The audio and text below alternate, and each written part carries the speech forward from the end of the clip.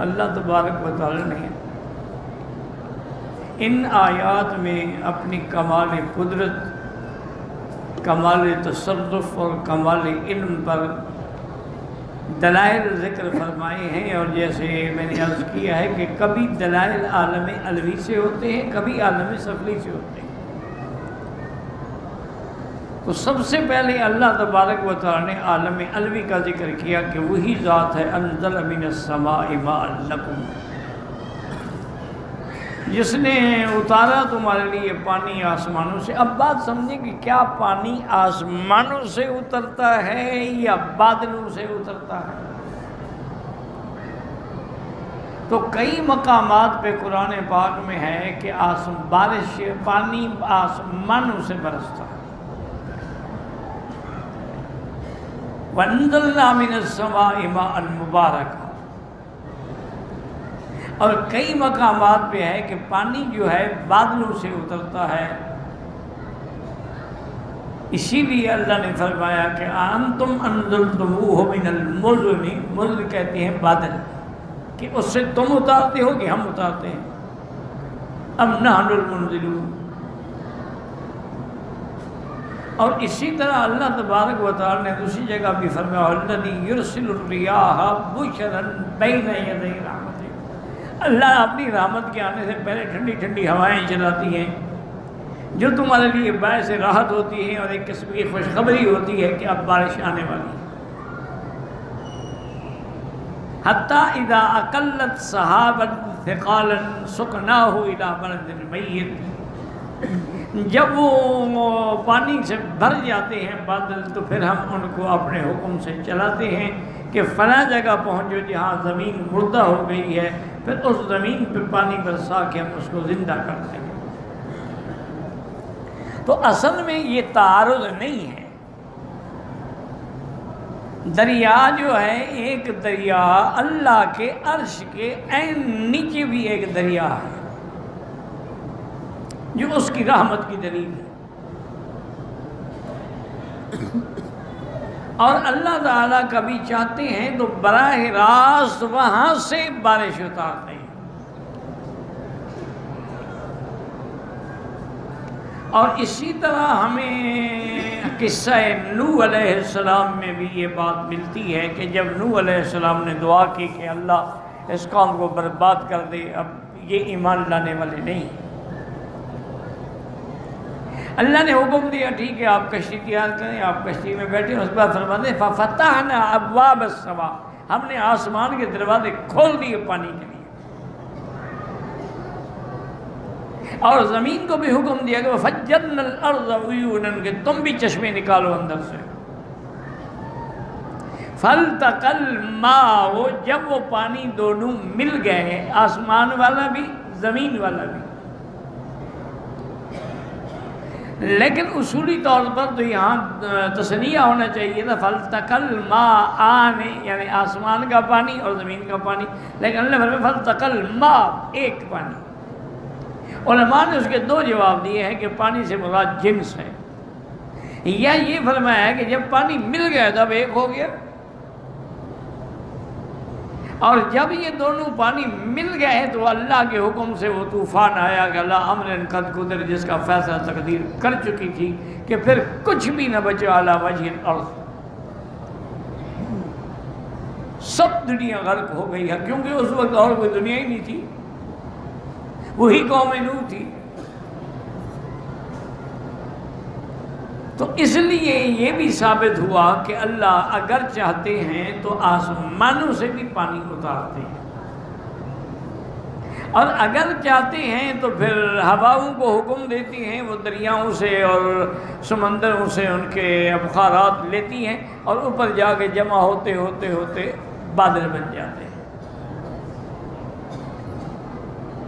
پھر جب بادل پانی سے بھر جاتے ہیں پھر اللہ حکم دیتے ہیں فرشتوں کو، اور فرشتے اس کو چلاتے ہیں، اور اللہ کے حکم کے جا کے جہاں بھی حکم ہوتا ہے وہیں برساتے ہیں، اور اس کی مقدار بھی کوئی نہیں جانتا ماں سوا اللہ کے کہ کتنی بارش ہوگی، کہاں ہوگی، کہاں نہیں ہوگی۔ یہ جو موسمیات والے ہیں نا، یہ ایک اندازہ ہے، ظنی علم ہے، یہ قطعی علم نہیں ہے۔ وہ کبھی خبر دیں کہ ٹھیک ہو جائے گی، کبھی خبر دیں غلط ہو جائے گی، لیکن اللہ کا فیصلہ تو غلط نہیں ہوتا۔ یہ تو ظنی علوم ہے۔ اور دوسرا یہ علوم جو ہے ما تحت الاسباب ہیں، یعنی جہاز ہیں ان کو دیکھتے ہیں، ہوائیں کہاں کی چل رہی ہیں، شمال ہے، جنوب ہے، شرق ہے، غرب ہے، ہوا کی رفتار کتنی ہے، کبھی یہاں پہنچے گی، اندازے لگانے کے بعد ایک فیصلہ کرتے ہیں۔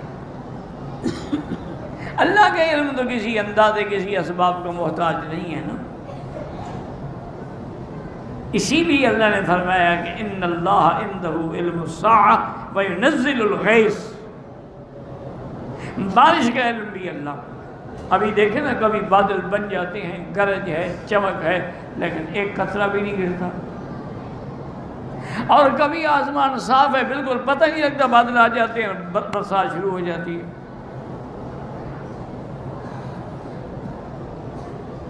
تو اس لیے اللہ تبارک و تعالیٰ نے یہ سارا انتظام کس کے لیے کیا ہے؟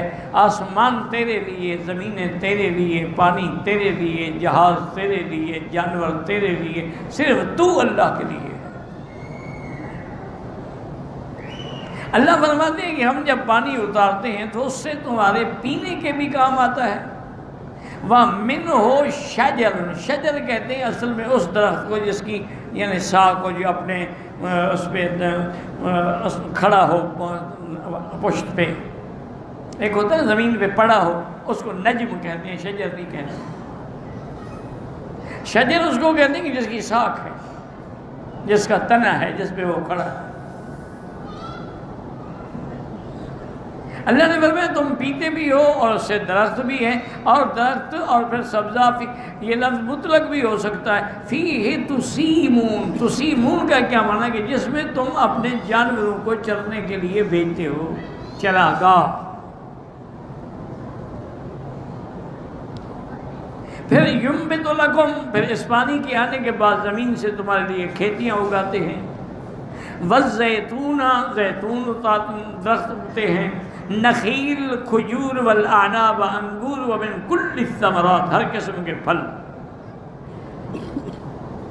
اب اسی میں اللہ نے فرمایا تم غور کرو میرے بندے، ان فی ذالک لآیۃ، اس میں نشانی ہے، کس کے لیے؟ لیکن جو قوم تفکر کرے کہ ایک ہی پانی ہے، ایک ہی زمین ہے، لیکن مختلف پودے پیدا ہو گئے، اور پھر سب کا رنگ بھی الگ ہے، ذائقہ بھی الگ ہے۔ اب دیکھیں نا ایک باغ کے اندر آم بھی لگے ہوتے ہیں، کنو بھی لگا ہوتا ہے، مالٹا بھی لگا ہوتا ہے، فروٹر بھی لگا ہوتا ہے، اس کے اندر انجیر بھی لگا ہوتا ہے، کیلا بھی لگا ہوتا ہے، سب کا اپنا رنگ، زمین ایک ہے، خطہ ایک ہے، پانی ایک ہے، اور پھر سب کا اپنا رنگ ہے، اپنا ذائقہ ہے اور اپنا فائدہ ہے۔ اس کا بنانے والا کون ہے؟ علامہ اقبال مرحوم نے لکھا ہے کہ میں ایک دفعہ کمیونسٹ ملکوں میں گیا تو میں نے جب وہاں دیکھے نا جی، وہ مجھے لے گئے سیر کے لیے، بڑے بڑے پارک تھے تو پھول لے لہا رہے تھے اور درخت سبزہ، اور یہ دیکھ کے میں ہر بات پہ حیران ہوتا، میں کہتا ماشاء اللہ، سبحان اللہ، اللہ تیری قدرت ہے۔ تو وہ جو کمیونسٹ میرے ساتھ تھا نا جی مترجم، وہ کہتا کہ علامہ صاحب تمہیں کیا ہو گیا، تم تو بڑے پڑھے لکھے لوگ ہو، ہر بات میں اللہ نے کیا، ہم نے کاشت کی، ہم نے زمین بنائی ہے، ہم نے پانی لگایا، ہم نے پودے لگائے، ہم نے پھول لگائے، اللہ نے کیا کیا یہاں؟ کمیونسٹ دھاریہ تھا نا، ان کے خدا تھا، اور نے کہا اب ہر بات کے بعد کہتے ہیں ماشاء اللہ ماشاء اللہ، اللہ کا دیکھو یہ شان۔ اس میں اللہ نے کیا کیا ہے؟ ہم نے زمین میں ہل چلائے، زمین میں پانی دیا، پھر زمین میں درختوں کے بیج لگائے، پھولوں کے بیج لگائے، بعض کے ہم نے پودے لگائے، اس سے یہ پھول لے رہا ہے، تو یہ تو سب کچھ ہم نے کیا ہے۔ علامہ صاحب نے فرمایا میں نے سوچا ایک قودن آدمی ہے، کند ذہن ہے، اس کو دلائل دینے کا کیا فائدہ ہوگا؟ تو میں نے ایک پھول توڑا، سبحان اللہ، سونگا، میں نے کہا سونگ، ایک کہتا ہے یہ تو گلاب ہے، میں نے کہا اس کے اندر خوشبو کس نے ڈالی ہے؟ پھول تو تم نے اگایا ہے، لیکن خوشبو اس میں کس نے ڈالی ہے؟ اور مجھے یہ بتاؤ یہ گلاب کالا ہے، یہ پیلا ہے، یہ لال ہے، یہ بخت، اس کو رنگ کس نے دیا ہے؟ کون سی فیکٹری سے تم کلر لے آئے تھے؟ اب اس کی زبان بند ہو گئی۔ میں نے کہا یہی بات ہے، جہاں زبانیں گنگ ہو جائیں ماننا پڑے گا کہ اللہ نے کیا ہے، اور کون کر سکتا ہے؟ تو اللہ کا جو نظام ہے۔ اور پھر یہ دیکھیں کہ ایک بات اور بھی یاد رکھ لیں کہ بعض علماء نے، مفسرین کرام نے، اللہ ان کی قبروں پہ کروڑوں رحمتیں کرے، انہوں نے ایک نیا استدلال بھی کیا ہے۔ انہوں نے کہا کہ جن جن درختوں کا اللہ نے قرآن میں ذکر کیا ہے نا، لازماً ان کا فائدہ زیادہ ہے، ورنہ تو جمع کہہ دیتے نا من کل الثمرات من کل الاشجار، لیکن نام لیا ہے کہ والزیتون والنخیل والاعناب، زیتون اور کھجور اور انگور۔ ایک ہمارے بزرگ تھے، اہل حدیث تھے، اللہ ان کی قبر پہ رحمت کرے، فوت ہو گئے، ڈاکٹر بھی بہت بڑے تھے اور تھے بڑے اہل حدیث، بڑے سخت قسم کے اہل حدیث تھے، لیکن اللہ کی شان میں مسئلہ پوچھنے میرے پاس آتے تھے۔ ان سے اپنے مولوی بڑے چڑھتے تھے کہ یار یہ کیا بات ہے کہ تم مسئلہ مولوی سے مکی دے، انہوں نے کہا تمہیں آتا ہے کچھ کہ تم سے پوچھو؟ تم نے تو الفاظ رٹے ہوئے ہیں، مانے کا تو تمہیں کو پتہ ہی نہیں۔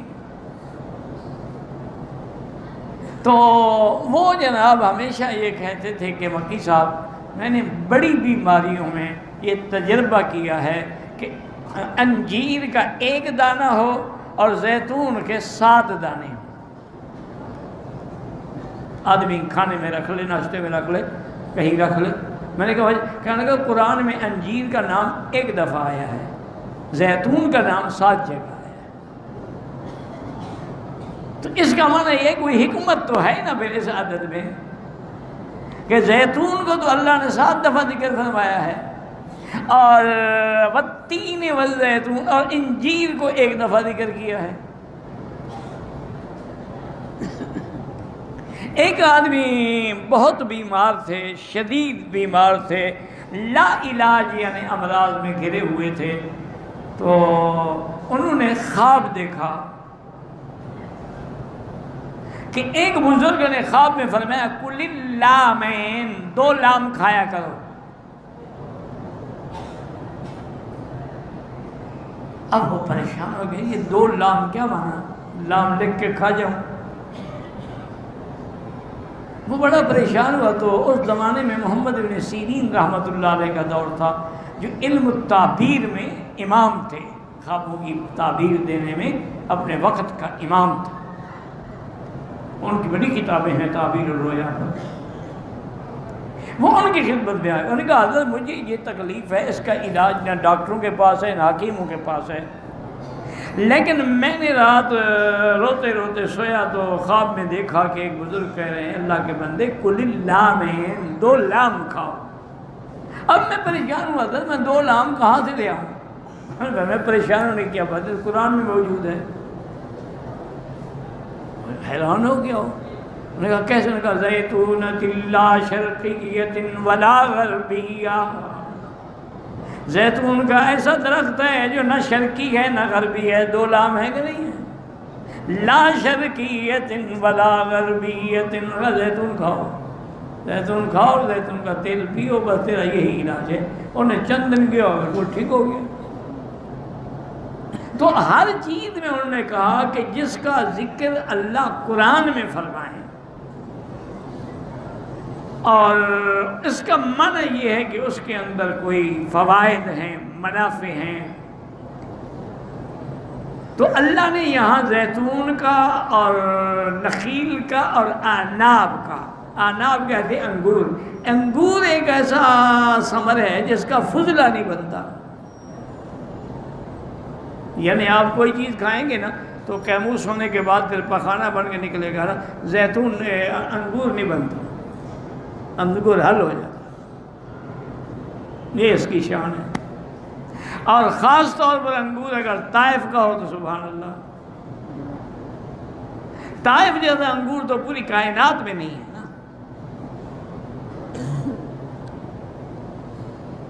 اور ان کے بعد ایک جامع بات کر دی وَمِن كُلِّ الثَّمَرَاتِ، آگے فرمایا ان فی ذالک لآیۃ لقوم یتفکرون، آیا مانا دلالت ہے، حجت ہے اللہ کی وحدانیت پہ، لیکن ان قوم کو لوگوں کے لیے جو فکر کرتے ہیں، جو سوچتے ہیں۔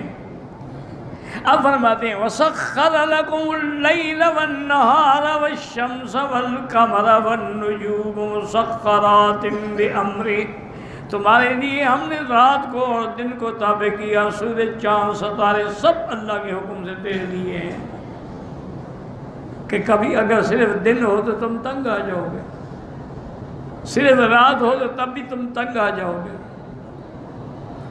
اسی لیے قرآن کہتا ہے قُلْ أَرَأَيْتُمْ إِنْ جَعَلَ عَلَيْكُمُ اللَّيْلَ سَرْمَدًا إِلَى يَوْمِ الْقِيَامَةِ مَنْ إِلَٰهٌ غَيْرُ اللَّهِ يَأْتِيكُمْ بِضِيَاءٍ، اگر اللہ رات بنا دیں، صرف رات رہے، کون ہے جو دن کو لے آئے گا؟ اور اگر اللہ دن بنا دے تو کون ہے جو رات کو لے آئے گا؟ یہ تو اس کا نظام ہے کہ کبھی دن ہے کبھی رات ہے، اور دن تیرے کام کے لیے ہے اور رات تیرے آرام کے لیے ہے۔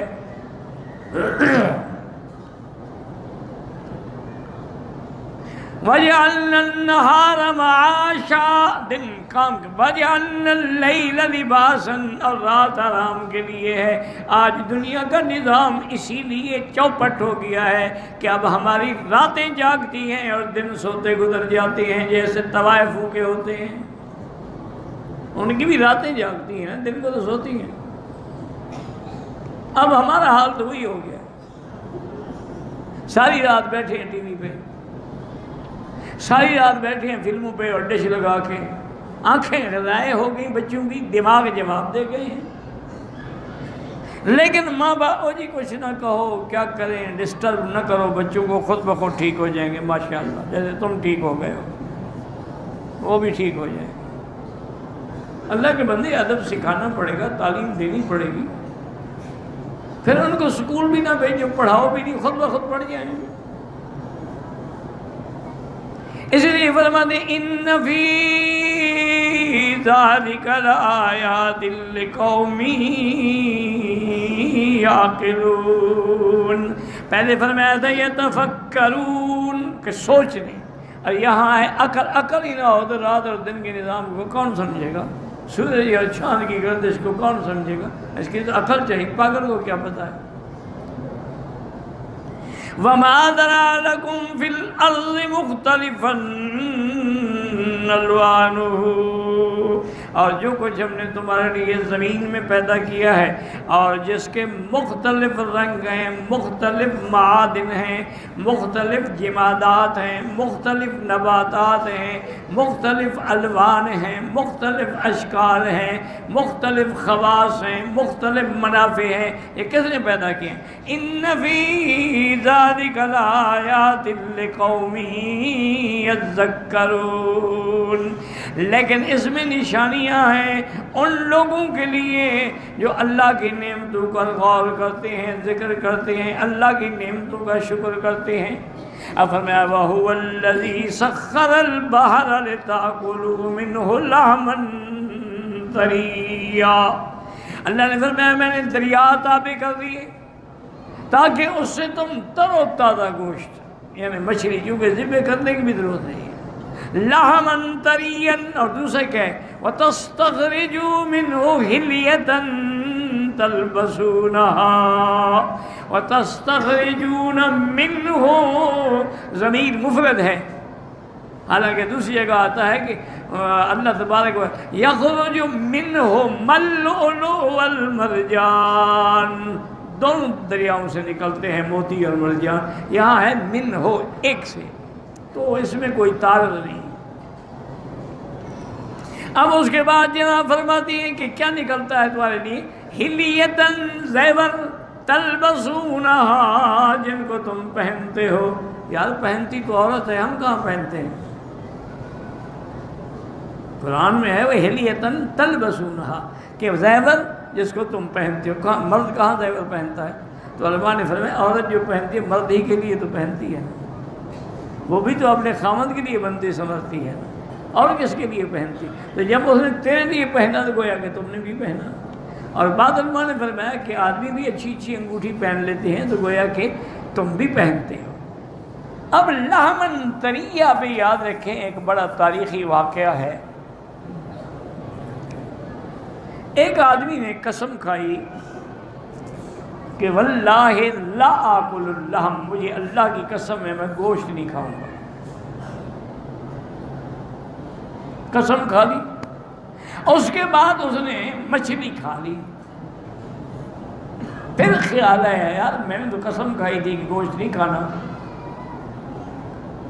تو حضرت سفیان ابن عیینہ رحمۃ اللہ علیہ کی خدمت میں گیا، انہوں نے کہا حضرت میں ایسے قسم کھا بیٹھا تھا اور میں نے اب مچھلی کھائی ہے، کیا میری قسم ٹوٹ گئی؟ فرمایا ہاں بالکل ٹوٹ گئی، کفارہ ادا کرو۔ وہ اسی کفارے سے بچنے کے لیے مولویوں کے پاس جا رہا تھا نا۔ اب بھی لوگ مولویوں کے لیے اپنے غرض سے جاتے ہیں نا، کوئی عقیدت سے نہیں جاتے ہیں، ان کے مقاصد ہوتے ہیں، فوائد ہوتے ہیں۔ وہ ابو حنیفہ رحمۃ اللہ، ان کا زمانہ ایک ہے، امام ابو حنیفہ سفیان ابن عیینہ کا، ان کی خدمت میں آیا، انہوں نے کہا حضرت میں نے قسم کھائی تھی کہ لا آکل اللحم، لحم نہیں، گوشت نہیں کھاؤں، میں نے مچھلی کھا لی تو میرے اوپر کفارہ؟ میں کوئی کفارہ نہیں۔ انہوں نے کہا سفیان ابن عیینہ فرماتے ہیں کفارہ ہے، آپ فرماتے ہیں کوئی کفارہ نہیں، اب میں کہاں جاؤں؟ انہوں نے کہا اچھا پھر ایک دفعہ پھر پوچھ لینا، ممکن ہے حضرت کسی خیال میں ہوں، اتنا بڑا محدث ہے، اتنا بڑا عالم۔ دوبارہ جب گیا تو سفیان ابن عیینہ کو غصہ آ گیا، انہوں نے کہا کہ ابو حنیفہ کہتے ہیں کوئی کفارہ نہیں۔ اچھا ابو حنیفہ اب قرآن کا بھی مخالفت کرتا ہے؟ پہلے تو ہم نے سنا تھا کہ وہ حدیث نہیں مانتا، اب قرآن کو بھی نہیں مانتا۔ انہوں نے کہا کیا مطلب حضرت؟ انہوں نے کہا قرآن نے مچھلی کو کہا ہے لحمن طریہ، گوشت تازہ، تم نے بھی قسم گوشت نہ کھانے کی کھائی تھی، تو مچھلی جب کھا لی تو گویا گوشت کھا لیا، تمہاری قسم ٹوٹ گئی۔ امام صاحب کہتے ہیں قرآن کی مخالفت کرتے ہیں۔ وہ بندہ پھر آ گیا امام صاحب، اور نے کہا جی حضرت ناراض ہو گئے۔ وہ کہتے ہیں ابو حنیفہ خالف کتاب اللہ، اللہ کے قرآن کی بھی مخالفت کرتا ہے۔ انہوں نے کہا کیا میں نے مخالفت کی؟ انہوں نے کہا قرآن میں نہیں ہے اللہ من طریہ۔ انہوں نے کہا ٹھنڈے ہو جاؤ، ناراض نہ ہو، 2 دن کے بعد آنا، ابھی کفارہ نہ دینا۔ اس کے تو پیسے بچ رہے تھے نا، انہوں نے کہا ٹھیک ہے 2 دن صبر کر لیں گے۔ وہ 2 دن کے بعد ہے، انہوں نے کہا اس آدمی کو لے جاؤ، تم دور بیٹھے رہنا، یہ جا کے حضرت سے سوال کرے گا کہ حضرت میں نے قسم کھائی تھی کہ واللہ لا انام علی الفراش، کہ میں خدا کی قسم بستر پہ نہیں سوؤں گا، لیکن میں زمین پہ سو گیا، تو کیا میری قسم ٹوٹ گئی؟ اس نے آ کے حضرت سے مسئلہ پوچھا، انہوں نے کہا نہیں ٹوٹی، تم نے قسم کھائی تھی بستر پہ نہیں سوؤں گا، تم تو مٹی پہ سوئے ہو۔ انہوں نے کہا جی قرآن تو کہتا ہے الذی جعل لکم الارض فراشا، ہم نے زمین تمہارے لیے بچھونا بنایا ہے، تم قرآن کی مخالفت کر رہے ہو۔ کہنے لگا اچھا رحم اللہ ابو حنیفہ، اللہ ابو حنیفہ پہ رحمت کرے، یہ اس نے تمہیں سکھایا ہے، تمہارا عقل نہیں ہے۔ بہرحال ابو حنیفہ حق پہ تھا، اس نے ٹھیک کہا ہے۔ تو امام صاحب نے کہا اللہ کے بندے، جو آدمی قسم کھاتا ہے وہ عرف عام کے مطابق قسم کھاتا ہے۔ رواج میں گوشت الگ چیز ہے، مچھلی الگ چیز ہے۔ کسی کو کہو بھی مچھلی لے آؤ، وہ گوشت لے آؤ، میں نے مچھلی کہا تھا یار، گوشت نہیں کہا تھا۔ کسی کو کہو گوشت لے آؤ تو وہ گوشت کے بجائے، تو مچھلی کو الگ سمجھا جاتا ہے، گوشت کو الگ۔ تو قسم میں عرف عام کا اعتبار ہوتا ہے، لغت کی تحقیق نہیں ہوتی۔ جو قسم کھاتا ہے اس کو پتہ ہے کہ لغت میں اس کے کیا کیا معنی ہو سکتے ہیں۔ تو پھر بڑی دعائیں دی امام صاحب، کہتے ہیں رحم اللہ، اللہ ابو حنیفہ تو پہ رحمت کرے، جو بات تم نے سمجھی ہے نا وہ ہم نے سمجھ سکتے۔ وَلَحْمًا طَرِيًّا وَتَسْتَخْرِجُوا مِنْهُ حِلْيَةً تَلْبَسُونَهَا وَتَرَى الْفُلْكَ مَوَاخِرَ فِيهِ اور دیکھیں کشتیاں مواخر کا معنی ہے جو اپنے آگے سے اپنے منہ سے پانی کو چیرنے والی ہے، چونکہ یہ کشتی جو ہے نا اس کی شکل اگر آپ کبھی غور کریں نا اللہ کی قدرت سے، یہ جب پرندے کی شکل پہ ہے، جیسے پرندہ سینے کے زور سے اڑتا ہے نا ہواؤں کو چیرتا ہے، اس کی شکل بھی آگے ایسی ہوتی ہے تاکہ یہ پانی کو چیر سکے۔ وَلِتَبْتَغُوا مِن فَضْلِهِ، تاکہ اللہ تبارک و تعالیٰ کا فضل حاصل کرو، سفر کرو، تجارت کرو، کاروبار کرو۔ وَلَعَلَّكُمْ تَشْكُرُونَ، اور اللہ کی نعمتوں اور احسان کا شکر ادا کرو۔ وَأَلْقَى فِي الْأَرْضِ رَوَاسِيَ أَن تَمِيدَ بِكُمْ وَأَنْهَارًا وَسُبُلًا لَعَلَّكُمْ تَهْتَدُونَ۔ اللہ فرماتے ہیں ہم نے زمین میں بوجھ رکھ دیے، کیا معنی پہاڑ رکھ دیے۔ یہ پہاڑ جو ہے ایک بوجھ ہے اور اس سے زمین جم گئی۔ اگر ہم یہ نہ رکھتے تو زمین حرکت میں ہوتی، نہ تمہیں آرام ملتا، تم گھر بنا سکتے نہ کھیتی باڑی کر سکتے۔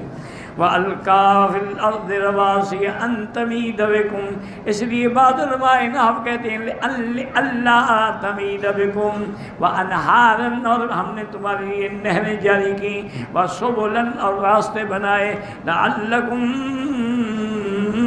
تَهْتَدُونَ، تاکہ تم صحیح مقام پہ پہنچ۔ وَعَلَامَاتٍ، اور اپنی قدرت کی نشانیاں اور تمہیں منزل پہ پہنچانے والی نشانیاں۔ وَبِالنَّجْمِ هُمْ يَهْتَدُونَ، دن کے اندر ہم نے پہاڑ بنائے ہیں، درخت بنائے ہیں جو نشانی ہیں، اور رات کو ہدایت کے لیے ستارے چمکائے ہیں کہ اگر تم اندھیری رات ہے، سمندر میں بھٹکے ہوئے ہو تو ستاروں پہ نظر ڈال کے سمت متعین کرو۔ اور پھر اللہ چیلنج کرتے ہیں کہ أَفَمَن يَخْلُقُ كَمَن لَّا يَخْلُقُ، وہ ذات جس نے یہ سب کچھ پیدا کیا اور وہ جس نے کچھ بھی پیدا نہیں کیا برابر ہے؟ جن کو تم نے حاجت روا اور مشکل کشا بنا رکھا ہے ان نے تو کبھی مکھی بھی پیدا نہیں کی۔ جن کی تم نظر نیاز دیتے ہو، منتیں مانتے ہو، قبروں پہ جا کے سجدے کرتے ہو، ان نے تو کبھی مکھی بھی پیدا نہیں کی۔ تو جس نے ساری کائنات بنائی اور اس کے مقابلے میں یہ جن نے کچھ نہیں بنا، ان کو تم نے برابر بنا رکھا ہے، اس کا بھی سجدہ اس کا بھی سجدہ، اللہ کی بھی منت پیر کی بھی منت۔ افلا تذکرون، کیوں نہیں تم نصیحت پکڑتے؟ وَإِن تَعُدُّوا نِعْمَتَ اللَّهِ لَا تُحْصُوهَا، اللہ کی نعمتیں اتنی ہیں اگر گننا چاہو تو تم گن بھی نہیں سکتے ہو۔ تمہارے اپنے بدن میں دیکھو کتنی اللہ کی نعمتیں ہیں، کہیں بال رکھے ہیں، کہیں آنکھیں رکھی ہیں، کہیں ناک رکھا ہے، کہیں قوات خمسہ رکھے ہیں، کہیں قلب رکھا ہے، کہیں دماغ رکھا ہے۔ یہ سب کس نعمت کا شکر کرو گے یا جھٹلاؤ گے؟ ان اللہ لغفور رحیم، معنی یہ ہے کہ تم ان نعمتوں کے بعد بھی اللہ کا شکر نہیں کرتے ہو اور غیروں کو سجدے کرتے ہو۔ یہ تو وہ مہربان ہے، رحمت کرنے والا ہے، ورنہ ساری دنیا کو ہلاک کر دیں۔ واللہ اعلم۔